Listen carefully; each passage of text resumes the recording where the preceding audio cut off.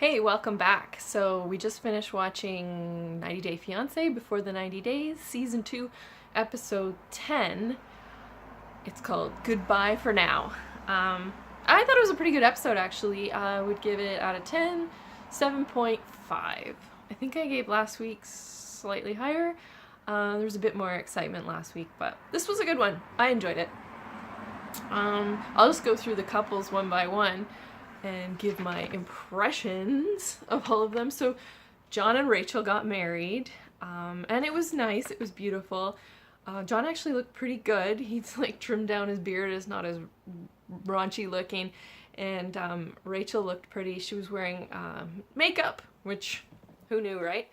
She looks a lot better, and her hair was done. Although I wasn't crazy about the middle part. I feel like her face wants like a side part. Look who's talking right now. I've kind of got something bad going on with my hair, but whatever. Anyway, but she looked good, and she wasn't wearing her 1998 jeans at the wedding, so yay! That's good. I love the moment where they have him, they have them meeting up with his family and friends at this barbecue joint in England. I'm sure they were like, oh, it's an American, we gotta take her to a barbecue joint. I wonder what it tasted like. Anyway, they totally made it look like John's ex was gonna be there. They made this big like, oh, his ex is gonna be there, and they cut to her going, oh, you know, I look different from all the other women he's ever dated, and I'm so intimidated. And so they go in, and there's this woman sitting there who's like absolutely like young and just super cute, and frankly looked like Taylor Swift, and it was like, oh boy, she's gonna love this kind of thing. And so they kind of show her awkwardly talking to her, and it's like, oh god, she doesn't look happy. And then John's like, this is my cousin, and it's like, oh yay, oh it's okay, everything's fine, it's just his cousin. So that was the little cheesy twist there. They also had his sister holding up cameras showing so that her family back home could see the wedding, which I thought was a nice touch. So yeah, they got married. It's sad for them because they know they're not going to be together very much after, but there they go, they got married. It looked like a nice wedding. The only guests were his mom and his sister, I believe. But yeah, anyway, John and Rachel. Good for them, you know. That's really all I can say about them. Paul and Karini. So they're still dealing with the fallout from last week, which was so sad, where they found out she had miscarried. Yeah, it was really, I thought it was really good TV, you know, very raw, very real. And this week, you see them kind of trying to deal with that, and it's nice, you know. They're, like Paul says, that it kind of helped them bond together a bit, and hopefully, yeah, that's the case. It was sad, and then he says he has to go to the US because they've run out of money, so they have to part ways. So that's why this episode's called Goodbye for Now. Everybody's parting ways. But yeah, so they're dealing with that. Not really much happened with them, just like a lot of sad, you know, left over from last week, which is understandable. Ricky and Melissa, sorry, Jimena. Yeah, so Ricky and Jimena are like, start the episode off with like, oh yay, you know, we're engaged now, whoopity-doo.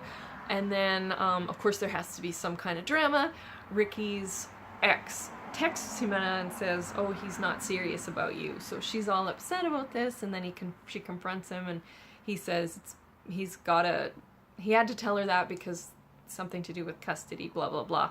And Jimena's like, okay, I'll buy that for now, kind of thing. But, yeah, so I don't know what's going on with Ricky. Like, I thought at first, you know, like, Jimena was thrown in as a thing, a red herring, but then it turned out that Melissa was you know, like, what's real with Ricky? I've heard so many different things. Jimena's not in on it, and then I've heard Jimena is in on it, and I don't know if that's true. oh, you know, Ricky says he's not married. Well, in this episode, he does actually say, like, she's saying, oh, you got to get your divorce finalized or whatever. So that was kind of surprising. I thought that he was still going with the whole I'm not married thing, but, you know, like the Reddit investigators found out, yes, he is actually still married. You know how it is. They're good at digging stuff up. Anyway, so is he still married? Is he not? The one thing we know for sure, or it seems like he is still married. And that goes along with what people have found. Rumors say that he's separated from his wife. Now, there's the whole, was she in on it? Was his wife in on it? And one thing I've heard is that she was in on it, and she knew all about Jimena and was totally fine with him, you know, doing the show, pretending to do the Melissa thing, getting in with Jimena, but she got upset when she found out they actually slept together. So I don't know if that's true. Everything about Ricky is completely sketchy. Like, he's sketchy. His whole thing is sketchy. Anyway, so yeah, they got back together, whatever, they got over this whole thing with his ex texting her, and then you see them at the airport parting ways, and yeah. They do show a little clip. They did this of next week's tell-all, which looks really good. Can't wait. They show her via satellite or whatever on screen, basically telling him to go, you know, or, you know, they don't look like they're together anymore. Let's just put it that way. So yeah, that's Ricky and Jimena. Who else? Jesse and Darcy, yeah, so, I don't know, I thought they were done last week, and they kind of seemed done this week, but then, so she goes all the way to New York, as we saw last week, and then they get into a fight, and blah, blah, blah.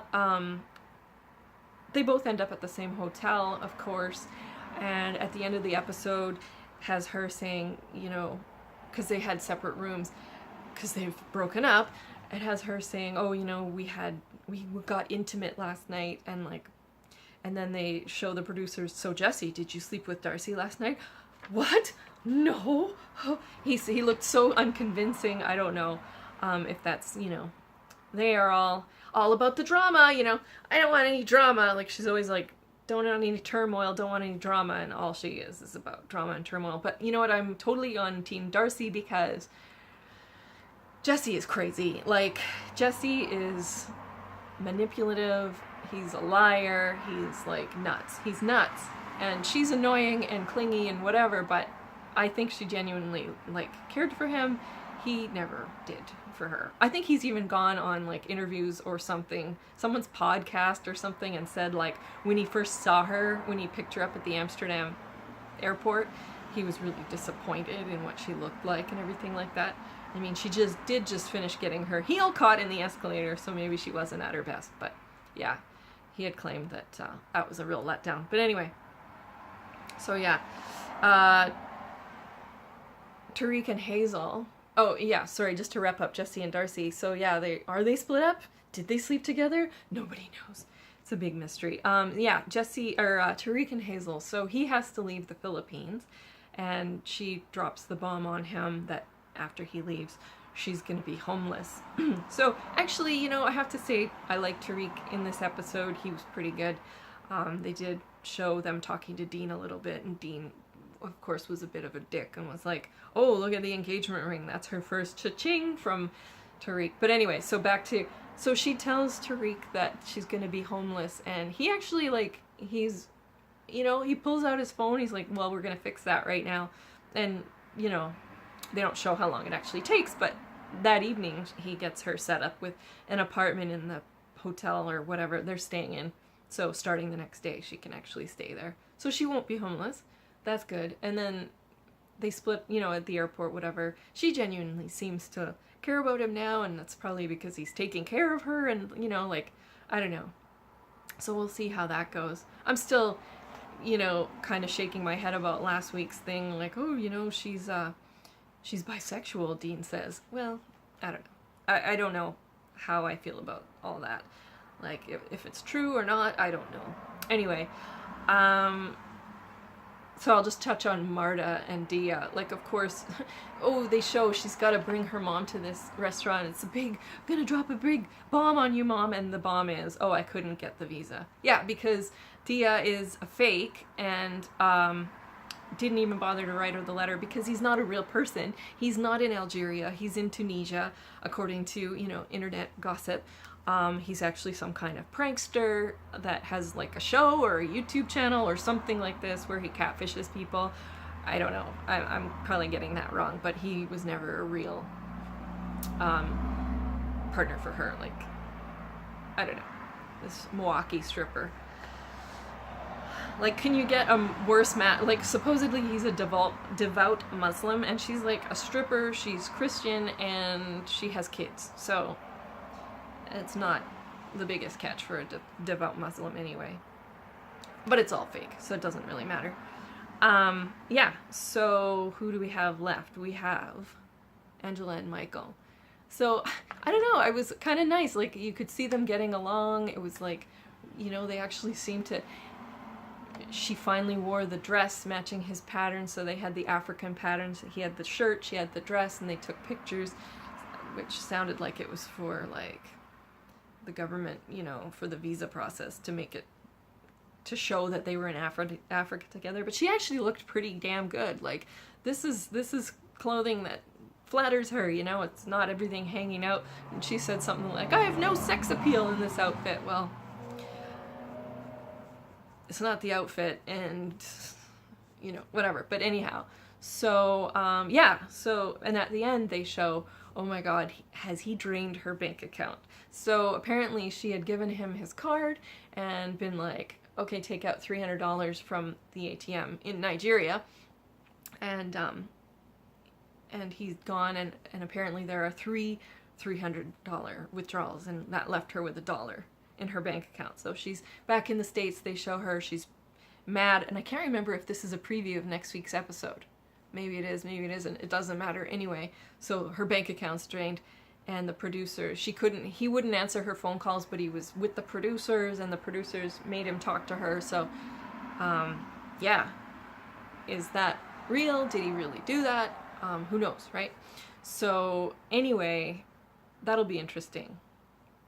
I'm really looking forward to the tell-all next week. So what things that we saw, it looked like Angela and Rachel kind of got into it, like, get your hand out of my face or something like this. And Karini's via screen, what are we calling it? Like, not there, Skype or whatever. I don't know if it's actually Skype. I don't think so. But it looked good. It looked really good. Definitely going to be turning into that. Yeah, that is why we watch this stuff, isn't it? That is why we watch it. Yeah, overall, I did enjoy the episode. I don't know. I'm, you know, like, this whole season, all the couples just seem sketchy, and there seems to be something not quite adding up for each one of them. So, one by one, John and Rachel. There's this whole controversy, is Lucy actually John's? Because they claim to have only just met during the filming of the season, and, like, obviously Lucy was already born and 6 months old or something, I don't know. I can't tell looking at babies how old they are, but, you know, she's, like, not a newborn. And, but yeah, everybody online is all, you know what, they met before. There was a GoFundMe account where they raised $25,000, and they'd already gone to see each other. See, this is all, like, I don't know if this is just rumors put out there to make things more interesting or just whatever. But that makes you wonder, right? And then, is Lucy John's baby? Well, they both have really big eyes, so they kind of look similar in that regard. But yeah, so John and Rachel, that's sketchy. Paul and Karini, the sketchy thing about them is just that, you know, at the beginning of the season, he makes her take a pregnancy test, which is like, what? Why are you doing that anyway? I know, I get it. Like, oh, because he wanted to make sure she hadn't cheated on him. But then when they did show her pregnant and everything like that, it was kind of like, yeah, she looks more pregnant than they're saying she is. So, was it his baby? Was it not? And the timing is all very weird. I understand that. But when they had the ultrasound, they're saying it was like 9 weeks, and, like, she looked really quite a bit bigger And again, I'm no expert, so I don't know. But she, to me, looked like she was pregnant from the very beginning of the season. Her face was puffy. She used to, you know, like she looked quite different than she did last season. Just puffy and had a bit of a tummy and like whatever. I mean, but people do gain weight, so who knows. Anyway, Ricky and Jimena, well, everything about that is sketchy, right? Like everything. Ricky's a scammer. Is Jimena a scammer? Maybe. She's the kind of most least likely to be a scammer in this scenario. Was Melissa just thrown in there by the producers? That's what I've read. That's what I've heard. His wife is in on it. Like the whole thing is sketchy. I don't know. Nothing about Ricky and Jimena / Melissa adds up. Like nothing. It's all completely sketchy. Angela and Michael, could this be the most honest couple? Like, clearly he's scamming her, right? Like, you know, just look at them, right? Like, clearly. But, other than that, are they trying to scam us? I don't know. Yeah, I mean, that's bad enough. And of course, Jesse and Darcy, well, like, the whole thing is, like, do they even care about each other? I think she cares for him, but like the whole thing is they just want screen time, you know, basically, especially Jesse's end, just want screen time. That's it. And that's all a load of crap. And then Tariq and Hazel, I don't know, they're putting in this is she bisexual thing. That's kind of a scam for us. So, and of course Marta and Dia is just all a big mess. So, you know, fans want to know, like, what's real, what's fake. It seems like it's a lot different than it used to be. Things used to seem like couples genuinely going through this, and like you kind of could get involved with their lives, and it was kind of and now it just seems like a lot of it's sketchy. Like, you know, is it real? What part of it is real? What isn't? So it's getting a little harder to figure that out. But anyway, again, pretty decent episode. I'm glad I watched it. It was good, and yeah, let me know in the comments if you agree with any of my, like, and who on the Ricky thing, who's real, what's true, is Jimena part of the scam? I don't know. Is it, like, it's all just a big mess. Thanks for watching. If you got this far, like, subscribe, be my 9th subscriber. I've now got 8, so that's very exciting for me. Yeah, thank you for watching, and have yourself a great day.